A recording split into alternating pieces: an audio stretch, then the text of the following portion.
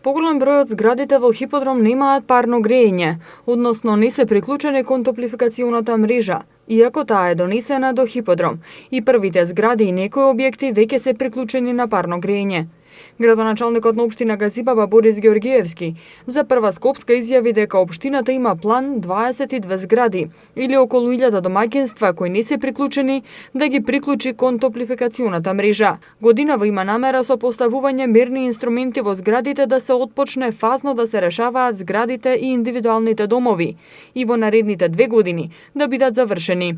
Георгиевски реши дека хиподром 1 и хиподром 2 се приоритетни и првен тука ќе се почне со приклучување кон топловодната мрежа, а подоцна и кон гасификацијоната мрежа, затоа што гасификацијата е започната во 2001 година и досега 27 субјекти се приклучени кон истата.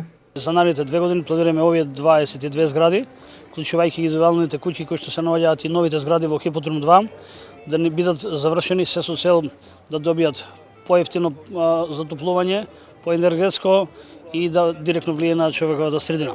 Од друга страна, гасификацијата во Газибаба е отпочната уште 2001 година. Имаме преку 27 субјекти. Веќе сме во план за наредниот месец да вклучиме неколку компании кои што се заинтересирани.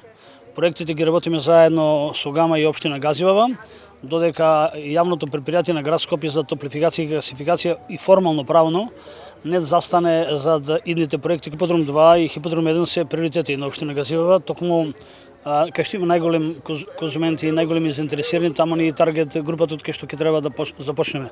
Значи 22 згради во хиподром 1 се таргет кај што веднаш ќе почнеме преку фазно, а индивидуалните куќи и другите згради кои што се веќе во изградба ќе бидат второстепени, да речем, бидејќи се уште во хиподром 2 не е завршен основниот проект, а за хиподром 1 готов и можеме да почнеме веднаш.